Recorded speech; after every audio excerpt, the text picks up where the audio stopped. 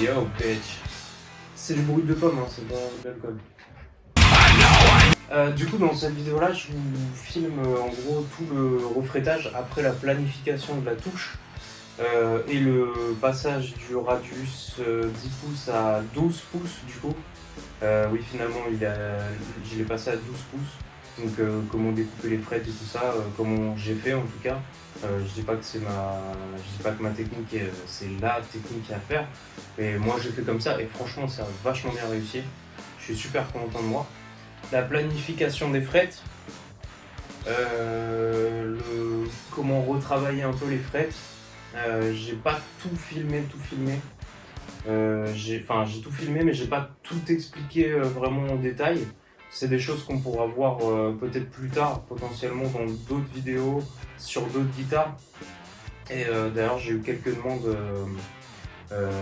pour des refrétages et tout ça.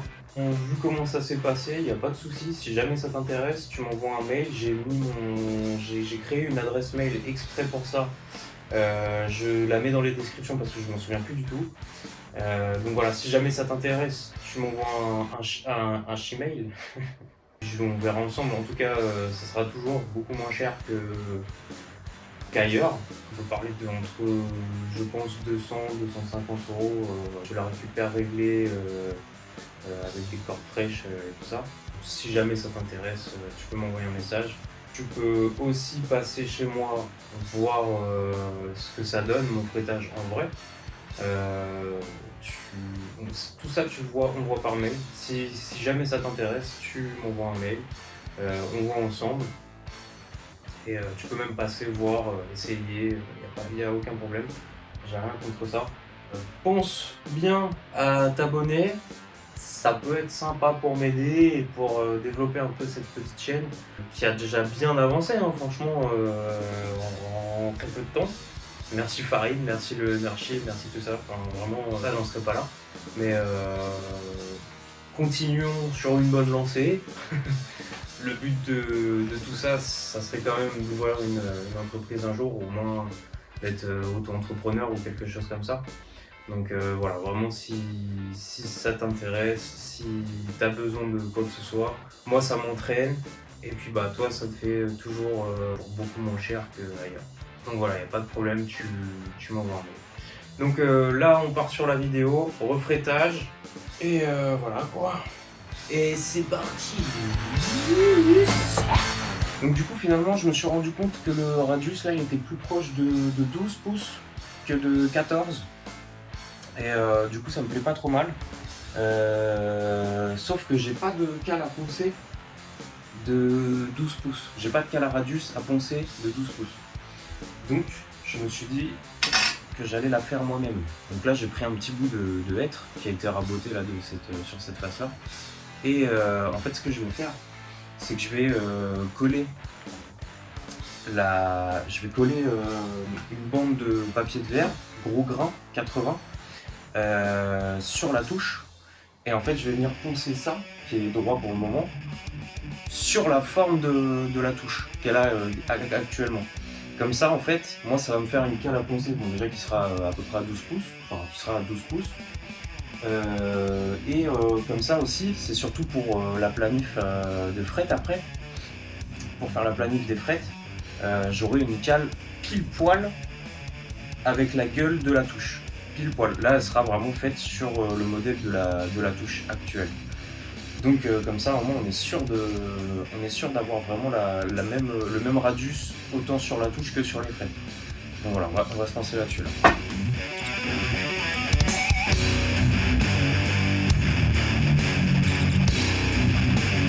Là normalement j'ai plus qu'à poncer et comme ça va manger toute la face droite de cette cale. Je sais pas si ça va fonctionner, on va le voir. C'est une idée et c'est un test. Donc on va voir ce que ça donne après. On va essayer de vérifier un peu le radius à la fin. Pour le moment ça a l'air de fonctionner, mais on va voir quand même, on va bien vérifier. Choper l'aspirateur parce que là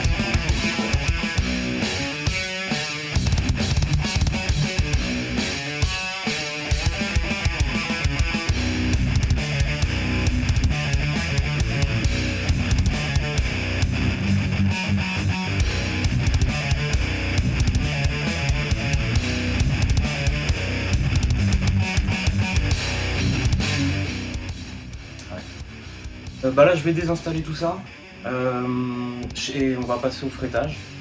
Donc là voilà, prochaine étape, je mesure chaque rainure de fret d'un bout à l'autre entre les deux bindings de chaque côté, donc vraiment juste là où il y a la rainure, sans en enlevant du coup le binding. Je vais noter sur un papier chaque cote de fret. Quand j'entends chaque cote, en gros c'est vraiment la cote, là on va le voir, de cette partie là de la fret, donc avec juste le tang, le petit T de fret. Il faut quand même que je laisse un petit jeu entre chaque bout de fret, et après on va tout tracer sur chaque fret pour les découper comme il faut, au bon endroit.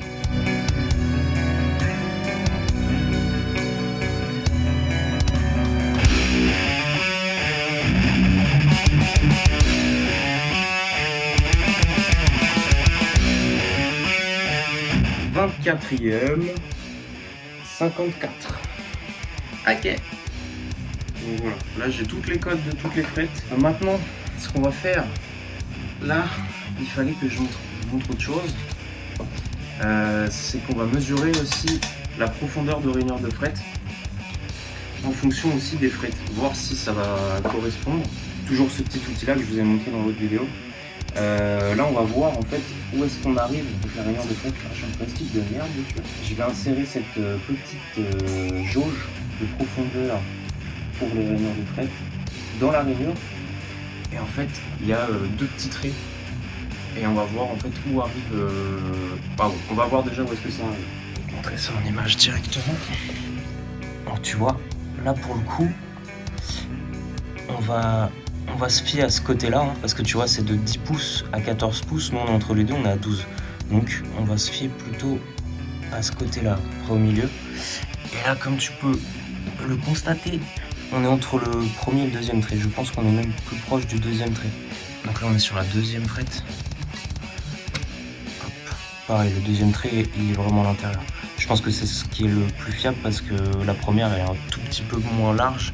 Donc, elle a eu un peu plus de mal à rentrer. Mais à mon avis, les rainures de fret là, elles sont assez profondes quand même. Donc je pense qu'on mange le deuxième trait. Quand je te parle du deuxième trait, tu vois, c'est le trait du haut là. Tu vois sur mon ongle, c'est le deuxième trait là-haut. Là. Donc là, en fait, on va voir aussi autre chose. Tu vois, il y a un côté, le côté flat. En fait, celui-là, il va nous servir à venir regarder si nos frettes, enfin à peu près la profondeur qu'ont nos frettes. Putain, je sais vraiment pas parler français sans déconner. On va voir où est-ce qu'arrive la frette par rapport au trait là justement. Et donc c'est là qu'on va voir si ça va coïncider avec la touche et les profondeurs de rainure de fret. Là tu prends ta petite règle, ta petite jauge, et tu viens te mettre, tu vois, comme ça. Puisque là ma frette là elle est plate, donc flat. Et donc là tu vérifies bien en fait que surtout le plus important c'est de vérifier que ta frette elle soit pas plus haute que ta rainure. Là c'est sûr que pour faire ta planif tu vas être sacrément dans la merde. Là tu vérifies bien en fait en venant buter, tu vois comme ça là, tac, tu viens en buter et tu vérifies que ta frette ne va pas dépasser la hauteur de ta rainure. Là je suis à peu près français. Donc là on constate qu'effectivement elle arrive juste, bah elle a quand même pas mal de marge avec le deuxième trait, tu vois. Donc tu vois il y a quand même pas mal de marge. Donc là on devrait être nickel. C'est parti.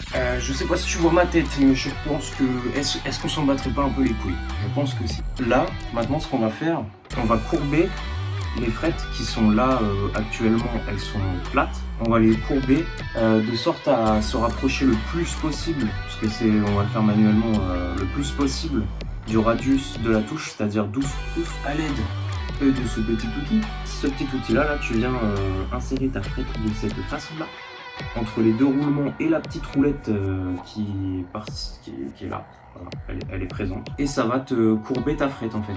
Et après, les petits roulements là, ils se règlent en hauteur comme ça. Et tu peux régler du coup plus ou moins courber ta frette. Là, ce qu'on va faire, c'est qu'on va déjà y aller mollo, on va le descendre un petit peu. Donc là, tu vois, t'as des petites molettes derrière là pour le desserrer.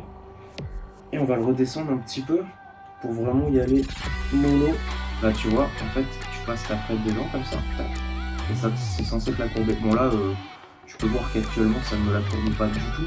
Donc on va remonter un tout petit peu le remont, parce que dès que tu le remontes un peu, ça y est, hein, ça va très très vite quand même. Donc là on va essayer round 2. Donc là tu vois, hop, ça te la courbe un peu. On va y passer 2-3 fois. Voilà. Donc là elle est un petit peu courbée ta frette, tu vois. D'ailleurs je sais pas si on l'a pas même un peu trop courbée. On va vérifier. Ouais, elle a un tout petit peu plus courbé que 12 pouces. Donc là, tu vois, je t'avais dit, ça va très vite. Hein. Je pense qu'on est même plutôt autour des 9,5, tu vois, de radius. Putain, je suis un dieu, mec. Tu vois, la première vidéo, j'avais galéré à trouver. Bah là, c'est vraiment ça. Là, le radius fait vraiment 9,5. Donc, bon, elle sera un peu plus courbée. Donc là, on est à un radius de 9,5. C'est pas grave. De toute façon, quand on va les. En fait, ce qu'il faut, c'est que. Quand tu viens presser tes frettes sur ta touche pour le frettage, tu dois forcément les courber un peu plus pour que ça vienne bien s'écraser et bien remplir toute la rainure. Faut toujours les courber un peu plus que ton radius. Donc là c'est pas dramatique, hein. On va toutes les passer comme ça. On laissera peut-être du coup un peu plus de marge par rapport à la cote. C'est-à-dire que moi, quand je vais recouper le thé de frette avec la pince spéciale, je vais laisser un tout petit peu plus de marge que prévu pour que quand elles viennent s'écraser, elles viennent remplir toute la rainure, mais sans trop la remplir, parce que sinon après c'est ton binding qui dégage. Donc vraiment, on va faire en sorte de trouver la bonne cote pour que ça remplisse bien, mais pas trop. Voilà, que ce soit vraiment juste pile poil avec un tout petit jeu juste avant les bindings. On fera un essai sur une frette d'abord, voir si tout se passe bien. Et si tout se passe bien, on continuera comme ça sur toute la touche. Donc là, ce qu'on peut faire déjà, faire un premier essai, toute la procédure sur une seule frette déjà pour voir si ça se passe bien. Donc voici la petite pince qui vient te découper tes de frette. Bah, je te remonte de près quand même. Le fameux outil de torture. Tu vas venir enquiller ta frette dedans. Comme ça, en butée, tu vois, t'as une petite butée là. Et ça, en fait, ça va venir te croquer le bout, mon gars. T'imagines pas la mission que c'est, mon gars, pour te filmer ça, c'est une horreur. Donc là, je me mets bien en butée, et là, je vais en foutre partout des petits bouts. Donc tu te retrouves avec ta frette comme ça. Voilà. Donc là, ce qu'on va faire, en fait, c'est venir mesurer combien on a mangé là, pour savoir où couper la frette de l'autre côté, la couper totalement, tu vois. On va venir la couper totalement. Oh putain, mais avec la bonne distance en plus pour que nous on arrive au bon endroit au moment où on va venir. Bref, tu vas voir. Donc là, on va faire notre première frette, la numéro 1. La numéro 1. Donc là, la cote qu'il nous faut, c'est 40-70. Ça, c'est la cote de la rainure de frette. On va aussi prendre la cote de combien notre pince là, elle a mangé pour savoir où est-ce qu'on va couper exactement la frette. Et donc, en fait, ça te coupe 7,63 de thé de frette quand tu viens en butée. Donc ça, je vais le noter. Donc là, on sait pour sûr combien va manger ton fretting cutter, c'est comme ça que s'appelle la pince. Nous, on veut 40-70, mais on va enlever quand même, je pense qu'on va enlever quand même, on va regarder combien il y avait sur celle d'origine. Ouais, il y avait un bon gap quand même. Ouais, il y a même 1 mm carrément de jeu entre les deux, sur celle d'origine.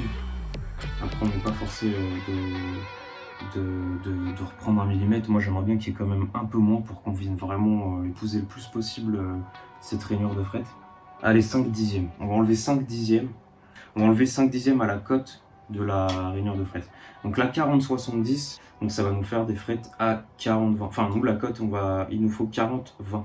Voilà, là, j'ai fait ma petite marque. Et ça, il faut qu'on rajoute 7,63. Je vais couper ma frette. On se met bien au buté et on le coupe. Par contre, nickel. On atterrit vraiment nickel au niveau de la rainure. On va arriver vraiment pile poil. On est pas mal. On est pas mal du tout. Bref, donc voilà, on va continuer là-dessus. Là, en fait, je suis en train de limer un peu le reste du thé de fret pour vraiment que ça arrive bien plat au niveau du binding.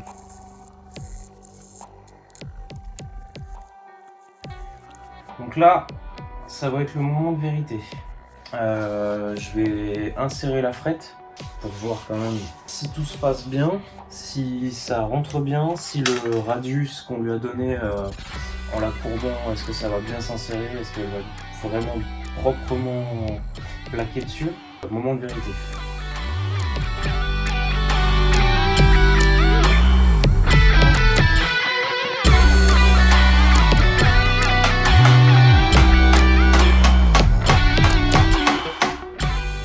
Alors normalement j'utilise ma presse, enfin en fait pas une presse mais ma perceuse à colonne où tu viens l'encastrer et hop tu viens plaquer la frette avec ça. Bon là je vais pas te cacher que je vais pas ramener la perceuse à colonne dans le studio non plus, donc je vais y aller comme ça. J'ai vu d'autres outils le faire, hein. Je pense pas que ce soit une hérésie non plus, mais là j'utilise la petite cale et hop.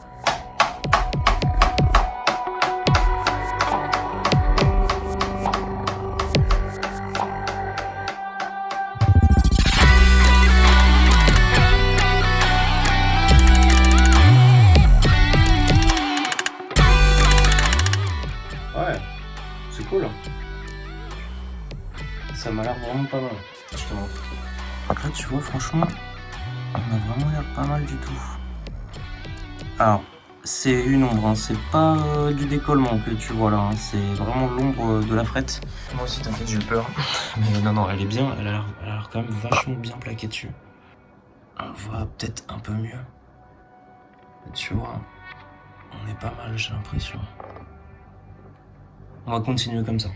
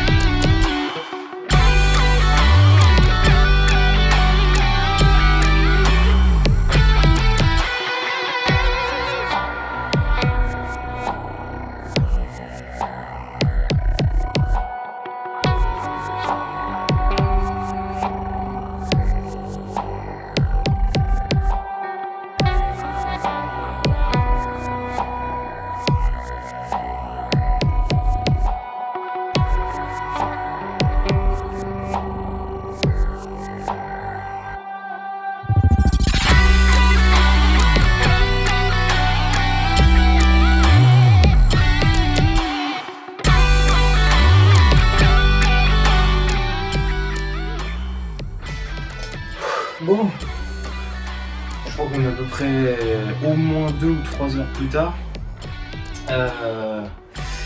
2 ou 3 routes de pommes plus tard. Du coup, les 24 frettes, elles sont encastrées.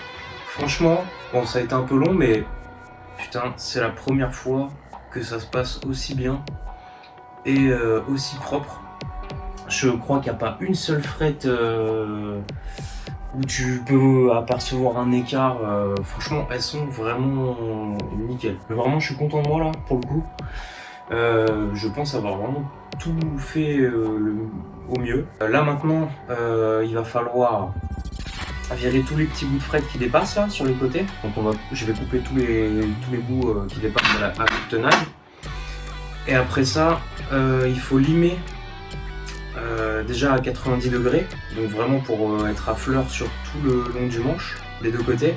Donc d'abord à 90 degrés, avec cette petite cale en fait, il y a une lime en fait qui est incrustée dedans. Et après, je crois que c'est 45 degrés, non, je suis même pas sûr, mais non là je t'avoue que je sais pas. En gros, tu viens de te mettre comme ça là, et ça va te mettre au bon angle. Je sais plus qu'est-ce que c'est l'angle. Bref, on s'en bat les couilles. En gros, là après, donc déjà tu commences comme ça, à 90 degrés, et après, hop, tu te mets comme ça, à X degrés. Et après ça, c'est la planification des frettes. No bitches. Yo! Eh ben non, du coup ce sera pas now bitches. Ce sera dimanche prochain, parce que la vidéo était un petit peu longue quand même. Je voulais pas que tu te fasses trop chier. Donc on va s'arrêter là pour aujourd'hui. Je te donne rendez-vous dimanche prochain pour le reste de la vidéo et du coup la fin. Je t'invite à t'abonner et mettre un petit like si tu as kiffé cette vidéo, bien entendu. Je te mets en description mon adresse mail si tu as besoin de faire quoi que ce soit sur une guitare. Y a pas de souci, tu m'envoies un mail. Je te mets toujours mon SoundCloud aussi si tu veux écouter les sons que tu entends dans mes vidéos. Si ça t'intéresse d'aller checker ça. Mes réseaux, Instagram, Facebook, ce que tu veux, y a pas de souci. Donc va checker ça en dessous de la description. Et puis bisous.